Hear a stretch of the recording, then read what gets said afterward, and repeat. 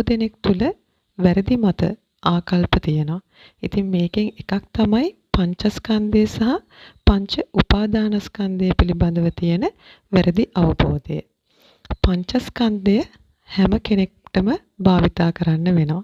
අරහතුන් වහන්සේ කෙනෙක් සහ බුදුරජාණන් වහන්සේ කෙනෙක් ධර්මදේශනාව සඳහා සමාජයට යහපත ධර්මය දේශනා කිරීම සඳහා පංචස්කන්ධය භාවිතා කරනවා. නමුත් පංච උපාදානස්කන්ධය කියන්නේ රූප වේදනා සංඥා සංකාර විඥාන. අපි මනස තුලින් පංචස්කන්ධය භාවිතා කරගැනීමෙන් බාහිර ලෝකයේ කෙරෙහි ඇති දැඩි තණ්හාව නිසා ඇතිවෙන ගතිය.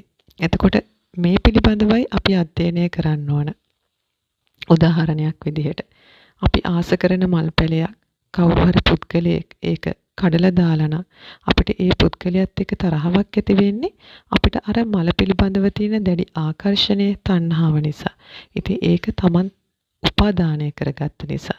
එතකොට අපිට බාහිර පරිසරය තුල තියෙන දේවල් අත්විඳින්න පුළුවන්. නමුත් ඒ මොහොතේ අපි යථාර්ථය අවබෝධ කරගනිමින් ඒව උපාදානය කරගන්නේ නැතුව ජීවත් වීමට පුරුදු වීම තමයි එතනදී අවශ්‍ය වෙන්නේ. එහෙම නැතුව වැරදි ලෙස අවබෝධ කරගෙන පංචස්කන්ධය අතහැරීම නෙවෙයි.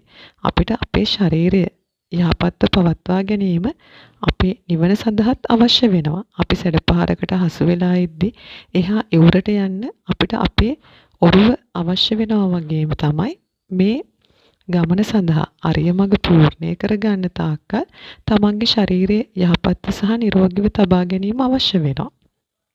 තමන්ට සමාජයට තමන්ට යහපතක් වෙන දේ තමන්ගේ ශරීරය හරහා තමයි සිදු කරන්නේ.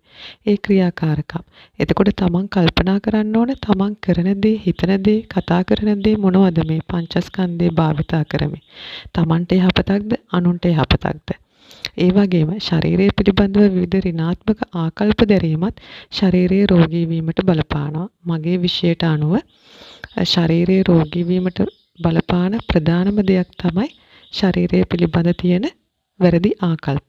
ඉතින් ශරීරය නිරෝගීව තබා ගැනීමත් තමන් උනන්දු වෙන්න අවශ්‍යයි. මොකද බහුතරයක් හිතන්නේ සමාජයේ ශරීරයේ රෝගී වීම සාමාන්‍ය දෙයක්. නමුත් මගේ ජීවිතයේ අත්දැකීම අනුව පසුගිය අවුරුදු 5ටම මම වේදනානාශකයක්වත් අරගෙන නැහැ.